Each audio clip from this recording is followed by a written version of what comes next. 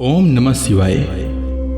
आज मंगलवार है और मंगलवार के दिन पड़ने वाली प्रदोष व्रत को भौम प्रदोष व्रत कहा जाता है। इस व्रत को करने से और इसकी कथा सुनने से भगवान शिव प्रसन्न होते हैं तथा सभी मनोकामनाएं पूर्ण करते हैं। इसीलिए मंगल प्रदोष व्रत कथा अवश्य सुननी चाहिए, साथ ही दूसरों को भी सुनानी चाहिए।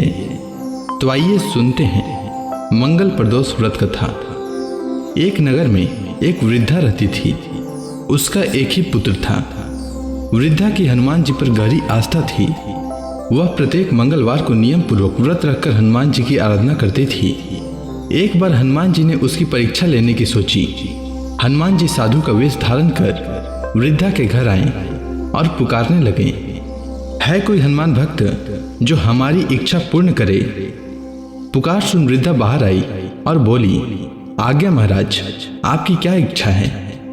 हनुमान जी जो वेशधारी साधु के रूप में आए थे वे बोले, मैं भूखा हूं, भोजन करूंगा, तू थोड़ी जमीन लिप दे। वृद्धा द्विधा में पड़ गई।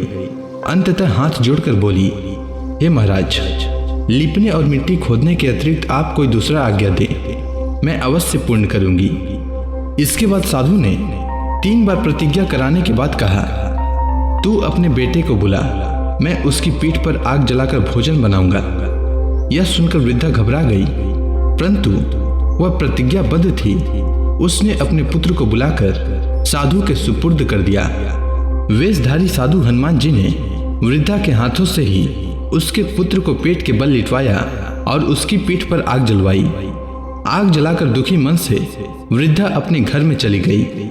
इधर भोजन बनाकर साधु ने वृद्धा को बुलाकर कहा, तुम अपने पुत्र को पुकारो ताकि वह भी आकर भोग लगा ले। इस पर वृद्धा बोली, उसका नाम लेकर मुझे और कष्ट न पहुंचाओ। लेकिन जब साधु महाराज नहीं माने तो वृद्धा ने अपने पुत्र को आवाज लगाई। वृद्धा ने जैसे ही अपने पुत्र को आवाज लगाई, उसका पुत्र वहां तुरंत आ गया। अपने पुत्र को जीवित देख वृद्धा को बहुत आश्चर्य हुआ और वह साधु के चरणों में गिर पड़ी। इसके बाद हनुमान जी अपने वास्तविक रूप में प्रकट हुए और वृद्धा से कहा, मैं तो तुम्हारी परीक्षा ले रहा था, मैं तुमसे अति प्रसन्न हूं। इसके बाद हनुमान जी ने उस वृद्धा को भक्ति का आशीर्वाद दिया। प्रदोष व्रत की हमारे शास्त्रों में बड़ी महिमा बताई गई है।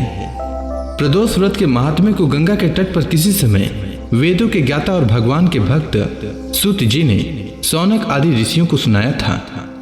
सूत जी ने कहा है कि कलयुग में जब मनुष्य धर्म के आचरण से हटकर अधर्म की राह पर जा रहा होगा, हर तरफ अन्याय और अनाचार का बोलबाला होगा और मानव अपने कर्तव्य से विमुख होकर नीच कर्म में संलग्न होगा, उस समय प्रदोष व्रत ऐसा व्रत होगा जो मानव को शिव की भक्ति का पात्र बनाएगा और नीच गति से मुक्त होकर मनुष्य उत्तम लोक को प्राप्त होगा।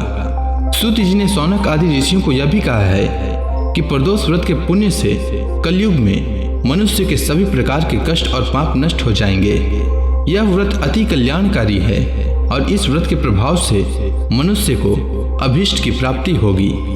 इस व्रत में अलग अलग दिन के प्रदोष व्रत से क्या लाभ मिलता है, इसके बारे में भी सूत जी ने बताया था। सूत जी ने शौनक आदि ऋषियों को बताया है कि इस व्रत के महात्म्य को सर्वप्रथम भगवान शंकर ने माता सती को सुनाया था। इसके बाद मुझे यह कथा महात्म्य महर्षि वेद व्यास जी ने सुनाया और यह उत्तम व्रत महात्म्य मैं आपको सुनाया हूँ। प्रदोष व्रत के विधान सूत जी ने कहा है कि प्रत्येक पक्ष की त्रयोदशी के व्रत को प्रदोष व्रत कहते हैं। सूर्यास्त के पश्चात रात्रि के आने से पूर्व का समय प्रदोष काल कहलाता है।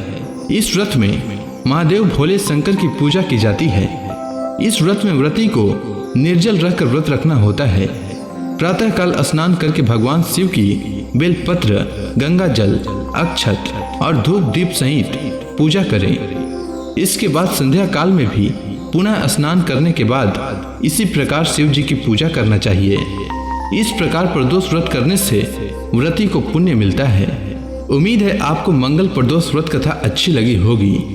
अगर आपको यह वीडियो अच्छी लगी हो तो कमेंट सेक्शन में ओम नमः शिवाय लिखना न भूलें।